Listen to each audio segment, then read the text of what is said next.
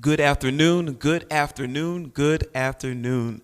Welcome to the Fireside Chat. This is a special edition of the Fireside Chat. We're not actually by the fireplace today, but we are in the sanctuary here live at Bethlehem Baptist Church. And the reason why this is a special edition of our chat is we are very blessed to have two guests. I'm here joined with Pastor Quan as well as two guests from the Lower Gwinnett Township where our church is located. Mark Gray, the chairman of the Board of Supervisors, is here, as well as Jamie Warman, the assistant township manager.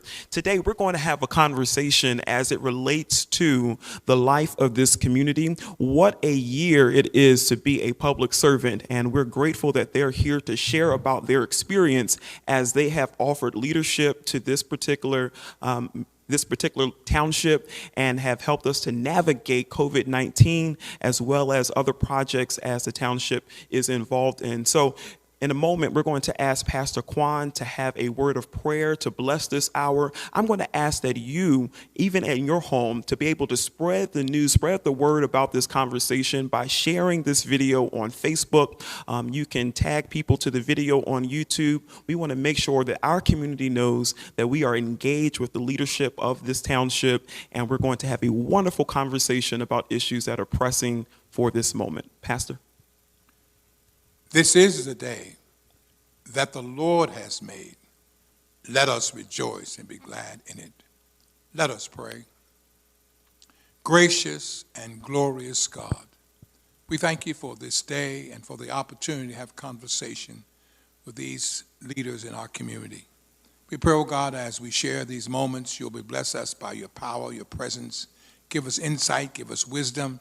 May all that we say be reflective of our love for you and our love for one another. In the wonderful, marvelous name of our God and Savior Jesus Christ do we pray. Amen. Once again, as Reverend Tripline has indicated, this fireside chat that's held weekly is an opportunity for us to connect with our community and with our members and with the people of God at large. Even though we're going through a coronavirus and unable to meet personally, we want to continue to do the work of the kingdom here at Bethlehem Baptist Church. So the doors of the church are not closed. We're still doing God's work and will with our mission to love God and serve people. On last week, we were blessed to have Reverend Dr. J. Rod, who spoke to us so passionately about the opportunity to name and give recognition to the founder of the hospital, North Penn, which is now Jefferson Hospital, thank Frank Boston, that information can be shared. Today, we're blessed to have township officials, and I would ask that they would start by giving us their name and position they do, and something about themselves briefly.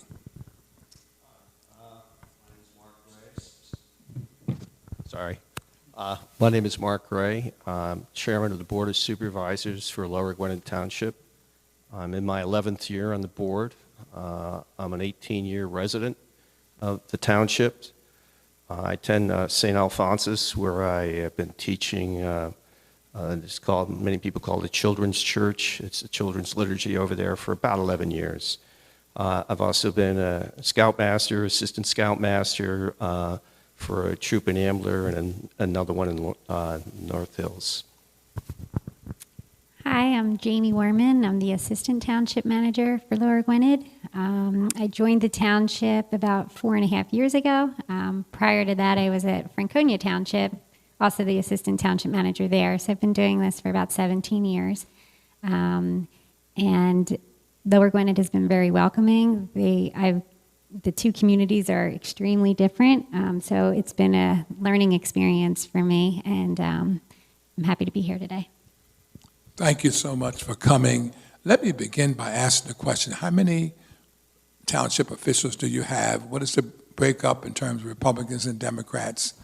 And what minorities do you have that represent the township? The Board of Supervisors has 5 people on it. There are 3 females. One's a African American, and the other 2 are myself and Ed Brandt. And Ed Brandt's been in the township, I couldn't even tell you how many years. He's been on the board, I would say, for close to 30 years. So tell us something now about what the township is doing regarding this coronavirus, and how are you responding to the people at large?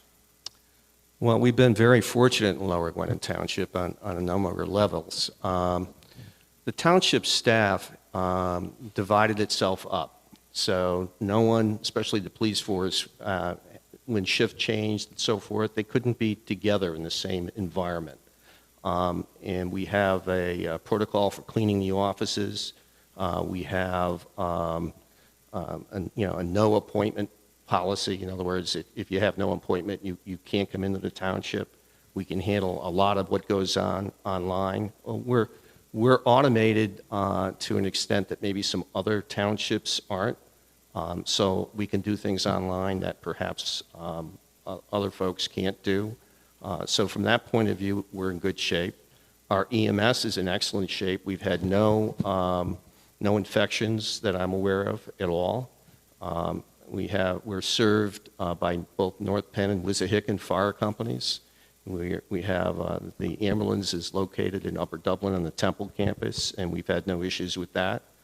Unfortunately, we have had some loss of life. I think there's like 36 people who passed away, mostly in the retirement communities. We have 3 large retirement communities, and they're essentially on lockdown because of concerns about the virus. But their management is in excellent condition. They know what the protocols are. They know if they need help, we're here. And everybody's been very, very cooperative. Everybody's wearing masks. We haven't had any large outbreaks compared to some other municipalities. So, and when you go out to Giant, for example, or Whole Foods, everybody's wearing a mask. That's not the case in other locations. I shop outside the area. I've been down to the shore, for example, and down there, a lot of people are not wearing masks.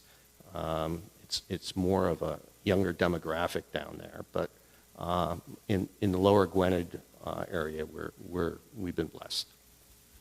So Jamie, let me ask you a question.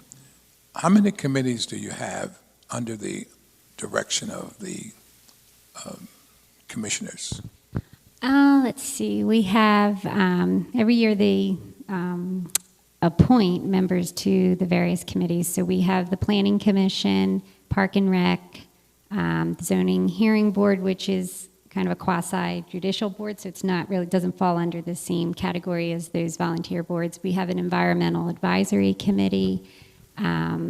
We have an Investment Advisory Committee. I'm trying to think off the top of my head. I think that's it. Probably close, yeah. How are persons chosen for the committees? We have a volunteer application on our website, so anybody can fill out a volunteer application and express their interest. And when a vacancy occurs, the board will, go through the applications, reach out to the applicants, see if they're still interested. They'll provide their resume and any information they have about themselves, and then they will go through an interview process. So again, I find this to be very fruitful already, because I would like if you would send us the link for volunteers. Sure. Because I'm just concerned about the number of minorities who have opportunity to participate. And I've been here for 34 years and have not received information regarding opportunity for persons to serve on committees. So I think that's one step that we can take to make sure that there's inclusion and diversity in that overall process. Also, tell me, and I remember one person here at Bethlehem who received the Citizen of the Year award. That was Thaddeus Smith. Tell me how that process works. We put something in the newsletter where we solicit nominations from the residents of who they think, who they would like to see receive that. The board also gives their input on, anybody that they might have in mind. And then they kind of, hash it out and see, which person they would like to nominate. So the board actually makes the nomination, but it's based on the input they receive from either the public or... I think one of the things that we want to try to do in this whole process is develop a deeper relationship with the township. We were blessed to have Police Chief Kenny come just a few weeks ago and have a great deal of admiration and respect for him. I certainly respect what the township is doing, and I'm going to ask Reverend Triplon if he has any questions. I do have several others, but I'm going to see if he has some questions. Yeah, I definitely agree with Pastor and resound that we desire to have a robust relationship with the township. Chief Kenny as well as Lieutenant Gargan were very helpful in a conversation as relates to themes that are happening in our world right now that are pressing, as well as giving some perspective on what that means in this particular location.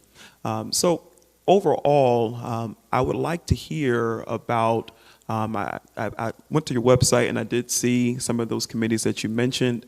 I'm curious to see what are some ways that our youth can also be involved in the life of this township. I wanted to know also, in addition to that, the volunteers that are, I'm guessing all of those volunteers are residents of the township itself, right? So I'm a resident of the Whitpain Township, so I would not be able to apply for that. I don't know if you have a beef with them or not, but I guess that I would not be able to apply, but I did want to clarify that if they do want to apply to be a volunteer, they do have to be a resident of the township. Yes. So what are you doing in terms of just community building in this area, things that youth can be a part of, as well as just kind of honing service projects? Well, you said a lot of things there, right? So first off, we like our Whitpain neighbors. They're fine, right? So we have two levels of volunteers, and we've only really started using the second level in the last couple of years in any great number. The EAC, it's an environmental group. It was recently formalized. It used to be called Gwynedd Green. And when I say formalized, there's a legislative requirements for some of these committees. Actually, I think all of them. And once we became an EAC, we had to follow the state laws on protocols and open records and sunshine laws and that type of thing. But on the EAC, we have, I think there's 5 members who are appointed by the board, but we have associate members. So in other words, what's an EAC? Well, the process, the whole purpose of the EAC is to advise the township supervisors on environmental issues and to actually do something about it. So I've been on the EAC and its predecessor for its entire history, 11 years now. And so any help we can get from any other citizens, including Whitpain and Ambler and Conshohocken, he moved away now, but he lives in Conshohocken. And so they come here and we have tasks. What are we focused on? Well, we're focused on the environment. Well, what's that? Well, trees are a big deal. Recycling, it's very important. Drinking water, well, there's the PFAS issue that from the air base, it's slowly leaking into our area. So all of those subcommittees have people assigned to them, and they're volunteers. We call them associate members. So we're always looking for associate members because there's so much work to do in the environmental space that we can't do it all, right? So in our meetings are published. They're the second Wednesday of the month, and we have a newsletter, and there's a website where you can go and you can look at our meetings and actions that we're taking, and we're in the process of putting in a pollinator garden. So we have demonstration projects, right? So we had a township meeting on Tuesday, this past Tuesday, and the pollinator garden was one of those issues on the agenda for the supervisors. So there's things that are out there that anybody can volunteer for. And the EAC has a very eclectic group in terms of both ages and whether they're male or female, and everybody's welcome. So, but when you come there, you have to be willing to do some work, right? Whatever that is, right? We had the lanternfly, for example. So we've tagged some trees, right? And those are demonstration trees, and we secured some money from the Board of Supervisors. I think it was not to exceed $1,000, I think. And so people can understand what a lanternfly is, these creatures that are flying all around, and what we can do about it. So the environmental aspects of the township are it's very diverse. There's a lot of issues, and the Wissahickon has got some problems, and I'm also on that committee. That's an intergovernmental committee. There's 13 townships and 4 wastewater treatment plants on it. And the goal of that is to clean up the Wissahickon and to get into compliance with EPA and DEP regulations. So some of the members of the EAC attend that meeting as well. So there's a lot of opportunity here. Now some of the other boards, they're fixed. When I say fixed, the members, once they get on the board, once they get appointed, they stay there forever. They love it. It's the volunteering aspect of it. So occasionally we'll have an opening, and we did in planning. We had 2 openings, and we had so many good applicants, we increased the board size from 7 to 9. So we have 4 new applicants on the board. But like I said, people don't leave. So once they get appointed, it's they're not willing to step down unless health issues can do that. But the EAC is probably, in my opinion, the most dynamic in terms of volunteers. It's very impactful because environmental issues affect everybody. And going forward, the environmental issues are going to get bigger, not smaller. So the more we can do, the more volunteers we can get on that committee, the better off we are, because many hands make light work. So let me ask you another question. What is the geographical area in terms of Lower Gwinnett, as well as what is the population and what is the minority representation?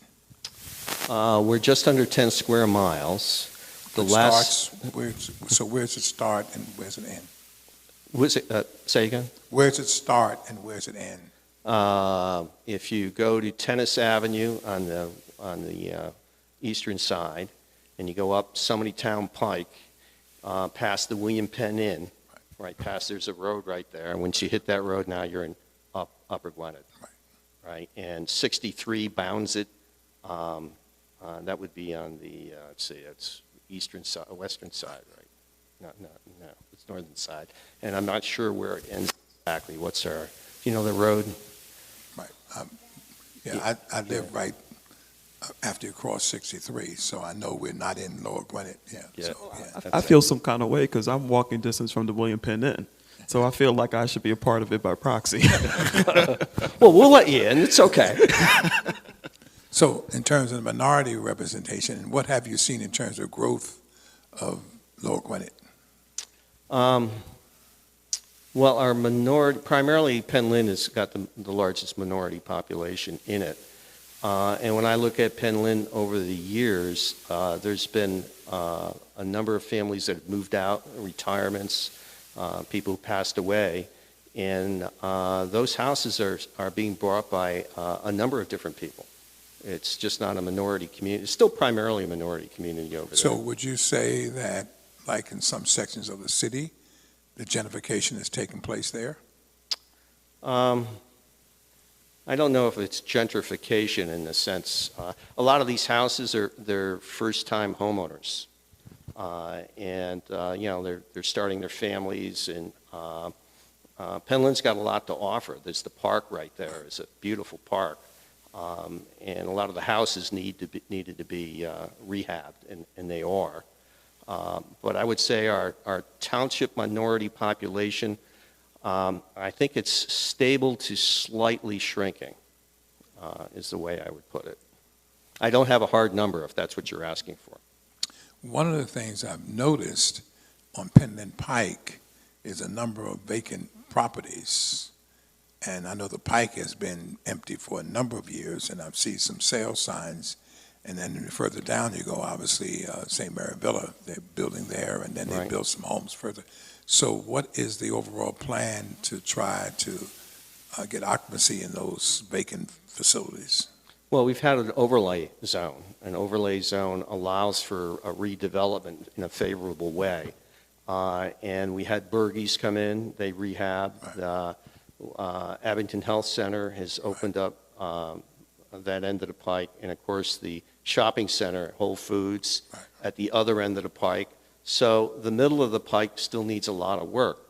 However, the coronavirus, I'm thinking, is going to have it's going to have an impact on the pike. A lot of these are, single proprietor businesses, and they can't open.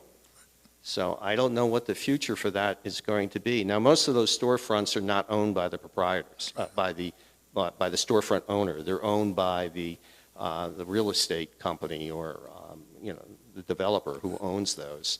And there's not a lot the township can do for redevelopment. We can make the environment conducive for redevelopment, but we can't require it.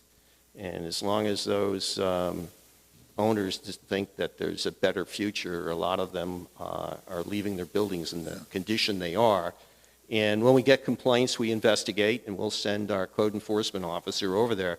But as long as they're in compliance, there's not a lot the township can do other than what it's really done. Go. We're doing like beautification efforts. There was a committee years ago that was established. They did like the split rail fencing and the daylilies. And the townhouse, the Pete Penna project there, the townhouse took those 3 lots and consolidated them and redeveloped that area to be townhouses along with the commercial front. And then the other most recent, the township did apply and received a grant award for the Monco 2040 grant, which is going to connect some crucial pieces of sidewalk along Bethlehem Pike, just past Bergey's, so that people right near that culvert, so that people don't have to walk out into the road right there. So making it more walkable is another effort to try to help redevelopment efforts in there. And along also the Pike Fest event that we had held for the past couple of years that has been canceled this year because of COVID. But that the intention of that was to bring people to the Pike and let them see what Lower Gwinnett has to offer. And get squatters too. For the lantern flies, apparently. Yes, they were a big hit. And we still have some, actually, so if you want one, you can stop by. But, so that effort was to try to draw attention to these small businesses and hopefully, help in redevelopment efforts. So in terms of the faith-based community, how many houses of worship are in Lower Gwinnett? Oh, I've never counted them up. I know there's a number of them, but I just don't know the total count. No one's ever asked me that question. Well, again, as I look at Penn Lynn, and obviously I don't think there's any other African-American congregation in Lower Gwinnett. I could be wrong. Mm-hmm. On the other hand, there have been a number of congregations, obviously, that have become part of our community, and I was wondering again whether or not there's any kind of connection with those faith-based groups. There's no, that I'm aware of, there's no effort to expand any faith-based groups. They're always welcome. The old YMCA Right. was converted. I think that's probably the newest one. They've done a great job there, too. Yeah, they did a fantastic job. And the parking lots are full on Sundays, Right. so, yeah. So one additional question, and obviously that's pressing, what has the township's response been, or have conversation around this whole matter of Black Lives Matter? Has it been something that has been discussed, or is it something that you just avoid? Wow.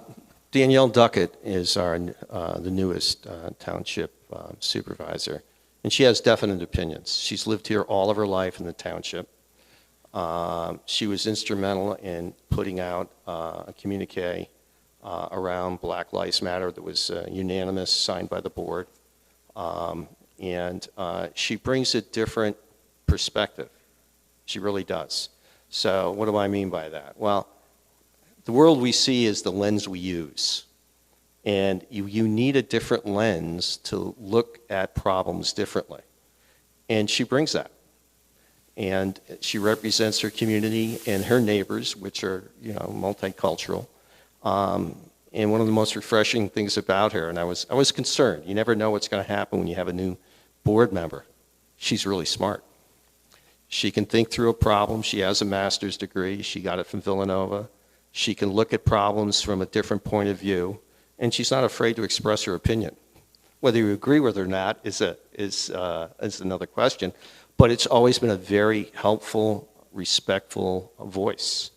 And same thing with Tessie. So both are the only Democrats I'm aware of that have ever been elected to the board.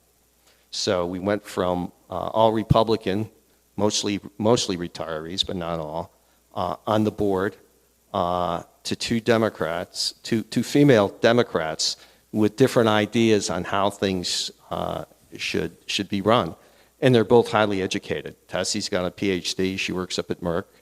And Danielle works as a legislative assistant in Harrisburg, but she lives here, but the local office, I think, is in Mount Airy. So she's politically very aware with what's going on, and she's aware of all of the grants and so forth that we got to make sure we take advantage of. And she's pushing, as is members of the board, for a comprehensive plan, because our comprehensive plan is very old. And most comprehensive plans, they sit on the shelf, we paid a consultant to write them, and they collect dust. So she's behind doing that, because unless you have a plan, how do you know where you're going to go, right? How do you know what you're going to develop? What should the township look like, right? So Lower Gwinnett really is in a position of redevelopment, because most of the facilities and locations in the township have been built. They're built out, not everything, but a great many of them are. So what does a comprehensive plan look like? And she's strongly advocating for it. So all of that's pretty refreshing, right? So in around Black Lives Matter, she said something to me, now I've heard it repeated, so I don't know how many people have repeated it. But until Black Lives Matter, all lives can't matter.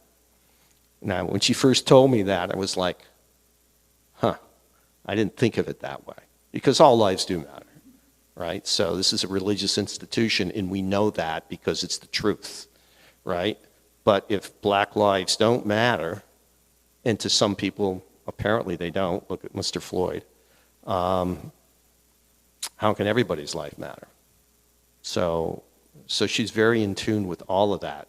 And if you don't think so, you can always ask her. So in light of that, has the township made a statement regarding whether it's Democrat or Republican that Black lives do matter? Yes. We put that in writing. And if you recall, I don't know what Chief Kenny told you, but he came out with a statement as well. And the statement from the board came out right after that statement as well. So we worked on it for a while to make sure we got the language right. We don't want to incite anybody, but we want to have factual content around what happened, the systemic racism issue, what it means, and have everybody agree, and it had to have gravitas, it had to have meaning. So we worked on it for quite a while, and we put that out, and I think it's still on the township website, Jamie, you know? It was a resolution. Yeah, it was a formal resolution that was adopted by the Board of Supervisors. And one of the items that were included in that resolution was the commitment by the board to hold a community forum, town hall type of event where the community would be invited in to kind of discuss these types of issues and just improve the relationship between the elected body and the residents. So one of the things that Police Chief Kenny indicated that they have 18 police officers. They have not hired anyone over a number of years. And so how do we talk about the funding so that the police department can make additional, I guess, hiring, as well as the fact that even as a community changes, that there's representation around diversity and getting the dollars to do that and all those other factors involved? The police department takes up over 50% of our budget right now. And they only have 14 sworn officers. So proportionally, they are the most funded by far. right? So in terms of going forward, I know the chief talked about school resource officer. We never had one of those before. I guess about 5 years ago, 4 or 5 years ago, we got a school resource officer in there, and she's loved, right? But I would say most of her work is almost social work, right? I don't know how many arrests that have been made over there. The sense I've got is probably very few, but when needed, she's available. She's a sworn officer. And this comes back, this is a bigger issue. When all you have is a hammer, everything looks like a nail, right? So in the policing community, and I think society at large, has lost the bubble on this, because if we don't know what to do with somebody who might be suffering from, an emotional incident or whatever, we call the police, right? And what do the police do? Well, police tend to, either calm the situation down if they can, de-escalate, or you wind up being arrested. Well, isn't there a middle ground? Well, I'm not sure the police are the right people to address that, right? But our jails are full of people who have emotional issues. If you look over the country, it's a big problem. I'm sure the county has a number of people there so that have emotional issues that are in the county lockup. So is there anything we can do? And sure there is, right? Sure there is. So, funding is an issue. And so how do you pay for all of this?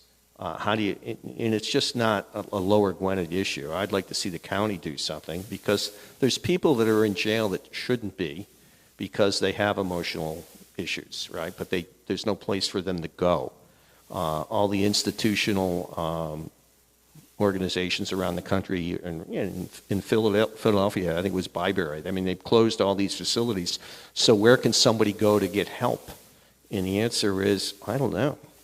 Because there's not very many beds available, and when you need help for somebody, where does the police officer direct the person to? Is there some? In some cases there is, in many cases there's not. Emotional well-being is something that everybody is, subject to, right? We all have issues. If you've lost a job, you know what that's like. It can be emotionally devastating. Especially now, people have lost their businesses. Where do they go? What do they do?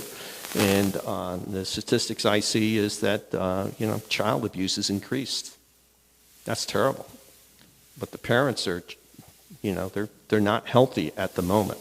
So what can we do with that? I think it's an opportunity to rethink our healthcare system a little bit, but I think the county could be able to help. Would we be willing to allocate some resources to establish a wider group, or a group at the county level, who could help, a social worker that police could call in and be available within 15, 20 minutes, whatever. I don't know that we really have that at the county level, but that would be certainly something that I'd be interested in knowing if we could fund that, or fund Lower Gwinnett's share for sure. Because the fewer people you have behind bars, the better off you are for everybody, including the taxpayer, right? So they have a place to go. Helplessness or hopelessness is when you don't see that there's any light. That's devastating to a lot of people, and that can result in some unpleasant situations. Let me do this, because you probably have already sensed the fact that I'm a political person, and I want to know from you, Jamie, what caused you to run for this office, but at the same time giving Reverend Triplin an opportunity to ask some questions. If I had lived in Lower Gwinnett, I would have run for office. I'm glad that there's an African American on the township now, because I think it's been too long. And I'm hoping, even as we talk about Democrats and Republicans, that they're working together, not divided, that the welfare of the community will be in place, whether you are Democrat or Republican. But I think the township is long overdue in terms of minority representation. I've been here long enough to know that I've seen this community change. Some progress has been made, but a lot still has to be made. When I came here African Americans were buried in Rose Valley, and persons of other colors were buried at Rose Hill. I've seen a change, and we're talking about Penn Lynn, when basically that's a minority community lived. But now with the housing development that's going on, Montgomery County has seen a number of African Americans move in different complexes and townhouses and all the other kinds of things taking place. So no longer are we just marginalized in some particular community.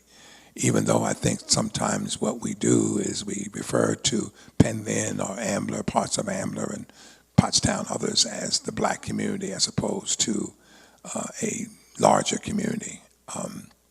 But I would like to know, before I pass this over to Reverend Triplett, what caused you to run for office? I know you've been in office for a number of years in Lower Gwinnett, but your term is recent. So what really pushed you to step out? Well, I'm not an elected official. Okay. I'm an appointed official. So, I'm just an employee. So I'm hired by the elected body, and every year they appoint me to my position, God willing. But my interest was just being in community service, public service, and that is what my education is in. I have a degree in political science. I have a master's degree in public administration as well. And just working with people is basically what brought me to this this position. I will say, from my own experience, that this is the township I was at before, it was a 5-member board, and they were all male. I'm pretty sure they were maybe all Republican. I don't know what the political makeup, because we're a non-political position. So this was the first opportunity where I've worked with the elected body that actually have females on it, and I do think that they bring a different perspective to the table. And being in the position that I'm in, a lot of times I am in a room in a meeting, and I may be the only female in the room, and that's how it was through school, and that's just the way it is. But I think they've really progressed, and I think they're open to inclusion of all types, whether you're female, male, white, African American, whatever the case may be. But I think this year, we were saying, like back in January, that this is the most activity we've had with people in the community submitting volunteer applications and wanting to be on these boards. And I think that is that demonstrates, that indicates like people want to get involved. And I do think that maybe the change in the board spurred that desire in people, where they think, wow, it's not all set in stone. I can come out and maybe they're going to give me a chance and I can make a difference. And I think we're seeing that because of the response that we had to the volunteers. Yes, I have 2 questions. The first one, should be a simple question. The resolution that you passed unanimously on the board about Black Lives Matter, is it on your website under documents, permits, and forms, or is it somewhere else? We don't typically post a resolution. Okay. There's no section for resolutions. Okay. So I don't think it probably isn't on there. There was a statement on there about it, but the document itself I don't know if that. Is there a way for us to access that? Yeah, we can. I can send you. Okay, all right, that would be good. Now, my other question would be, you mentioned, Mr. Gray, the funding as it relates to the issue of policing, and we had a wonderful conversation with Chief Kenny and Lieutenant Gargan about just the role of police and how so few of 911 calls are actually violent calls, and the statistics actually show that sometimes the violence does not occur until police show up on the scene, right? And so and that might be the police officer, right? So my question, as a import to this area, I'm a Philadelphia native, but I've been living in New Jersey where I was in grad school. And now that I live in Bluebell, I'm just starting to understand what the makeup is. My undergraduate program was political science as well, but I'm really just starting to understand the makeup of Montgomery County. So when we think about funding, I know that we have 3 commissioners. As a segue, we have one of the commissioners coming next week. Val Arkash will be in this space next week as well. But how do we navigate, how do we understand better the process of securing funds when we think about mental health? I know that there is one task force that can be deployed, but it's very small and it cannot address issues in real time for the entire county. Who handles that? Who would be that individual that can offer that insight or can push the button to be able to look at budgetary issues for the county? Well, that would be the county supervisor, Val Arkush. Dr. Arkush is going to be here. That's an excellent question for her.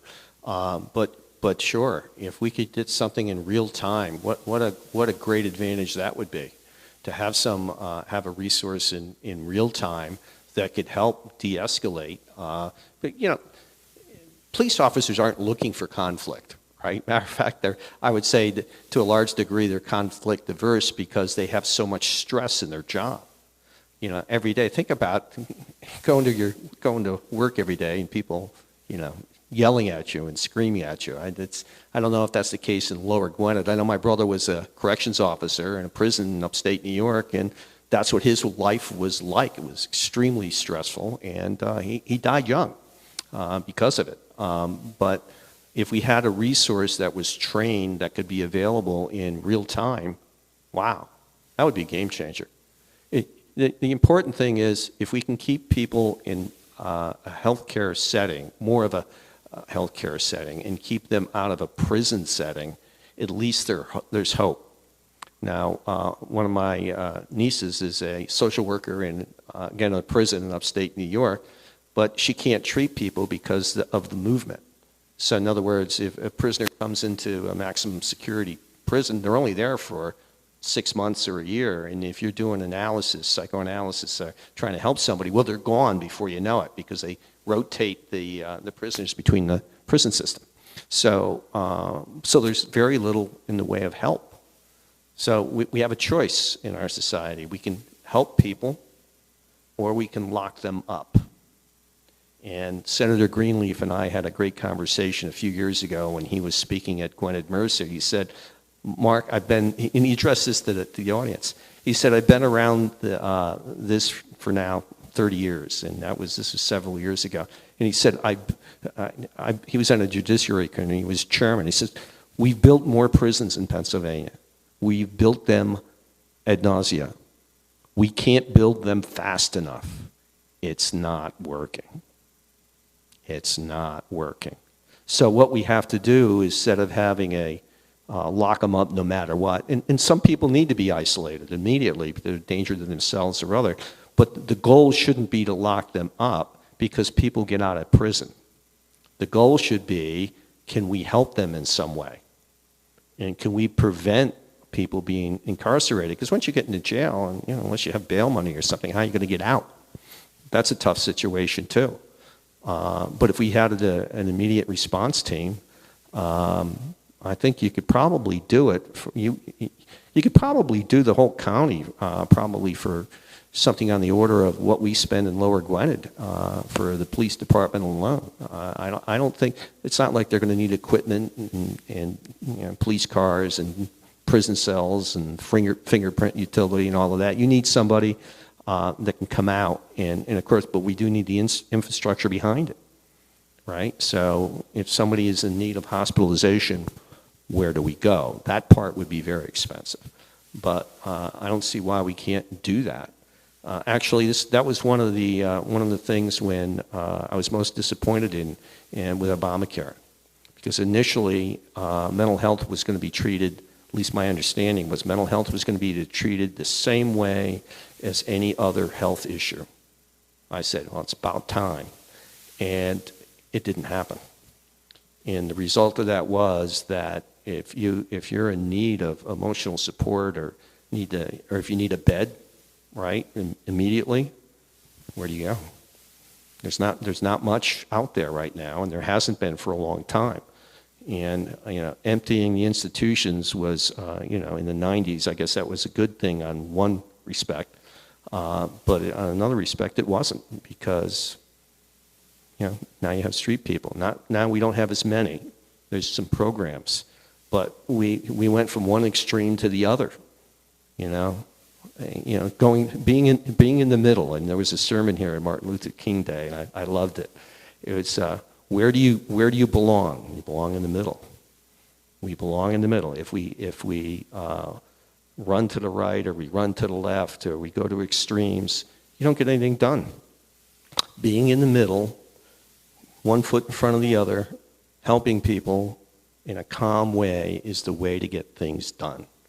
What are some of the facilities open now that actually do help with mental health? Norristown State Hospital, is that one? As far as I know, Norristown is still in operation. I know they had some funding issues a few years ago, but I haven't watched it over there. I took a tour of it once. It's an emergency healthcare facility for people who are suffering some emotional trauma. And it was a way station to get people into hospitals or other treatment facilities. And I thought it did an okay job in that respect, but I don't know what the funding is for that anymore. Now, speaking of funding, I'll pass it over to Pastor. What do you see? I mean, you brought up the Affordable Care Act, and we know that that's a work of Congress. What do you see in terms of the opportunities in the county's budget to make room for mental health? I mean, obviously, as the parties, wrestle over what should be included in the legislation, what shouldn't be, where do you see opportunities where we can actually save in the budget so that we can care better for people? I don't really, I have enough trouble with our local budget, right? If we were to print out the Lower Gwinnett Township budget, I don't know how many hundreds of pages that would be, and it's micro print, right? The budget it's in a binder about that thick, 4 inches thick, and the township supervisor's job is to line up our actions with the budget. And staff keeps us straight on that, so we don't go over or under unless there's a good reason. So there's a lot of detail in that budget, and you have to be aware of some of those line items in particular, right? So I imagine the county's line item budget I've never seen it. I imagine it's substantially bigger, substantially. So I don't know what can happen or what we could do at the county level, but when you bring Val in next week, Dr. Akush, I'd love to be on one of her committees if she's interested or has a committee at the county level to fund an immediate response team, because I think that's something a lot of people would get behind. I know I would. So what about the Horsham Clinic? Are they able to take patients if Norristown can't? The Horsham Clinic, and I'm aware of it, and it was taking youth, as I recall. The demographic was under 25, I think. And it's still there, it's still in operation, but I really don't know anything about other than it's local, and they either are or are treating the younger demographic. But it's a beautiful facility over there if you ever driven by it. So that would be someplace that, I don't know what their mission statement is, but certainly, we have a lot of youth in the area, and that would be a place where they could go as well from a public policy point of view. That would be a good institution. They have a national reputation over there. One of the things I'm hoping that happens out of this conversation is that there's a deeper level of communication between the township and our congregation. Again, we invited you not to put you on the spot, but to raise some questions that we have in our hearts and in our minds, and to work across party lines. I'm a registered Democrat. I have known a number of township officials who have, Ed Brand is one that I have a deep admiration for, Kathleen Huckster. And so we want to make sure that it's not us just inviting you, but there is an ongoing relationship that the township has with the church and with the minority community. So if I tell you that I'm hearing for the first time opportunities to volunteer for committees, and we have people in our congregation obviously who have the skills, the compassion, and everything else to even serve on the committee and live in Lower Gwinnett. So when I talk about that, how do we get this information out I think the other thing is in terms of Black Lives Matter and the fact that you made a statement, but that statement is not available, in terms of on your website or something else. I think those are the things that are important. So whether or not you've not put it on there before, but I think it's a good reason to put it on there that people know. So when I talk about the township and my relationships, and again, I have a deep admiration for the police department and for the fire department. Police Chief Kenny and I go way back.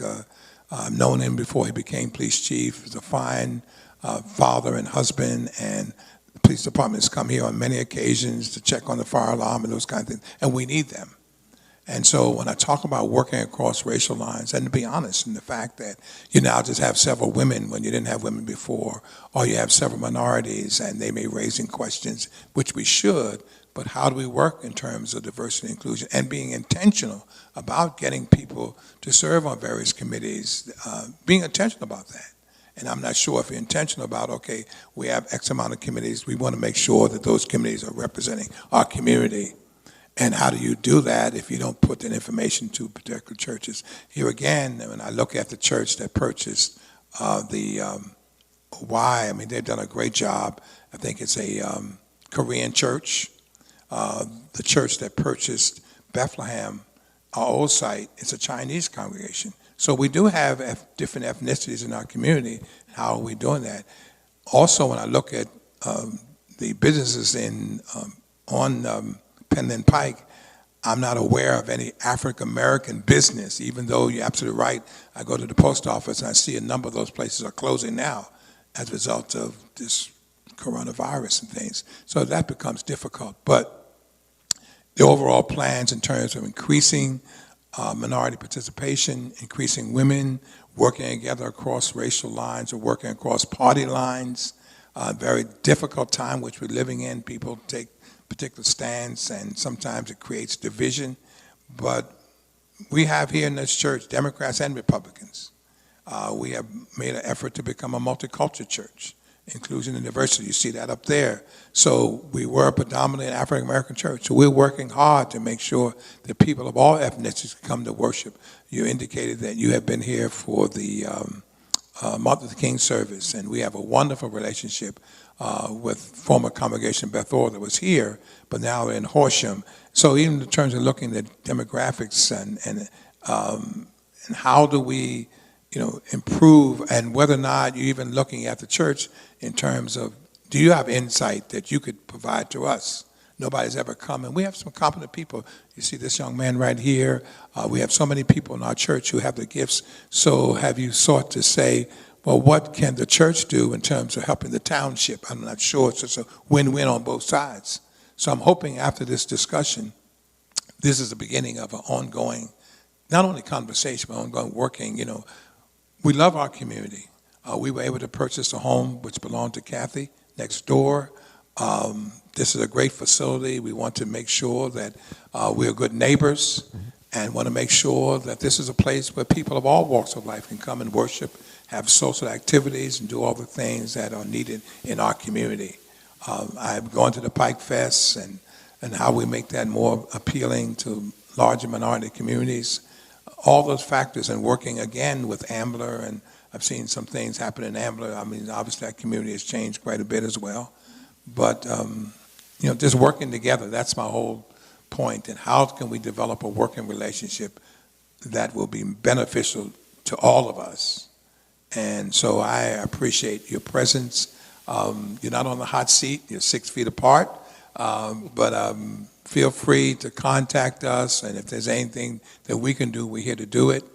And I'm just grateful that I'm part of this community. And as I indicated before, we live in Montgomery Oaks, which is right off of 309 and 63. And if I had to move just a little further down, I would have been running a long time ago, because I love politics. I think it's important. I think the need for people to vote is crucial.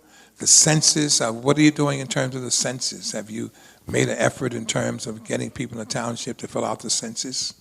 Yes, and we've got send our newsletter. I had staff prepare some numbers. I don't know if you brought the numbers with you, Jamie, about where we are with the census right now. We have right now we're at a 74.7% response, but we have a designated web page on our website for the 2020 census, and we did sign on to be an actual partner for the census. The woman from the Census Bureau came out and did a presentation back in February, probably.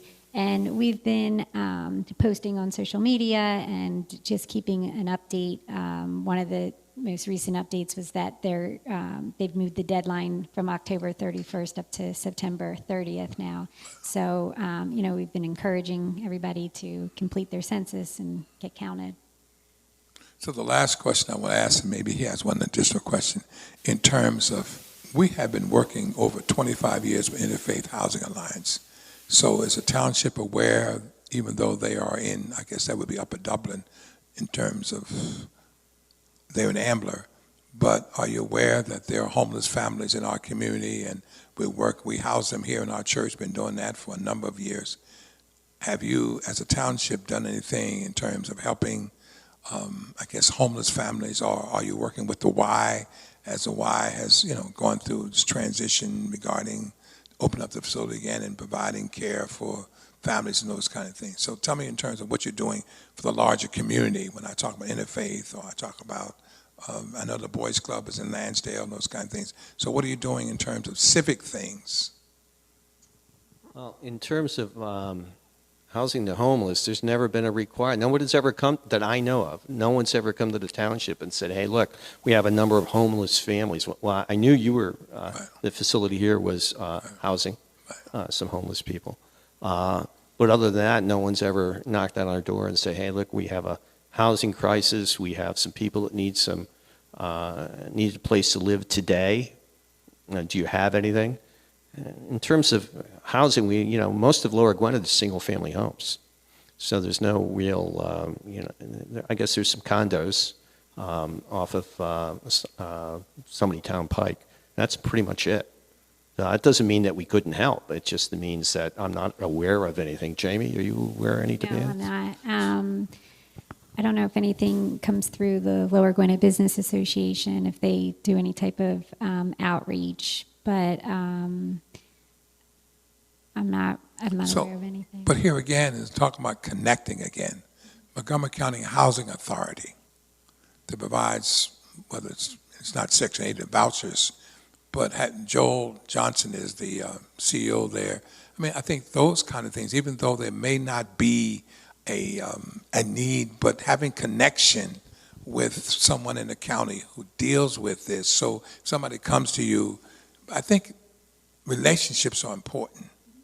And I think, again, in terms of having a relationship with Montgomery County Housing Authority, I happen to be the vice chairperson of Montgomery County, which is responsible for all the public housing in Montgomery County.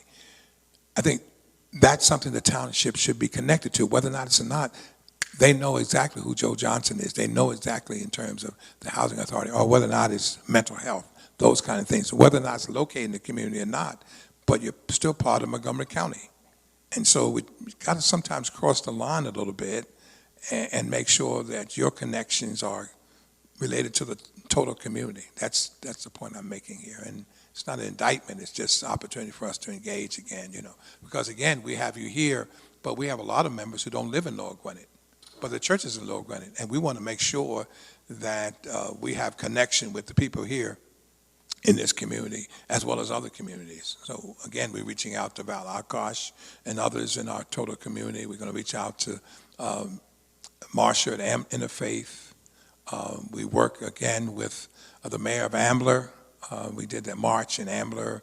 I saw several persons, it's the last thing, who was standing, I was wondering what the township response was, who was standing on the corner of Pendon Pike and Norristown Road, Black Lives Matter. Have you seen those several individuals there on the corner there in the Veterans Park? Yep. What has your response been to see those individuals there? Has anybody commented about that? Has anybody said anything about that? I've heard comments like, who are they and what are they doing there and where do they come from and are they Lower Gwinnett residents? And the answer is Pretty much, from what we know, they're not Lower Gwinnett residents. It's a public park. They're welcome. I know the police have had a conversation or two. They're welcome there. It's a public property, and if they want to protest and put signs out there, that's fine. We're in favor of community action. At least I know I am, and I could say several members of the board are. And to get back to your question about housing, I'm involved with the county with environmental issues. I was involved with whip pain when we try to put boys and girls clubs in. Right. It's very important. So all of those, you're right, all of those, I call them institutional connections, they're very valuable. I'd be very interested when you see Valar Kush if there can be an organization put together for immediate response for people who have some emotional or issues that perhaps might not be directly police related. Maybe there's a way we can help fund that. And maybe there's a committee already, I don't know, but if she has one, I'd be interested in serving on it for sure. So it's those types of outreach, because there's many, right?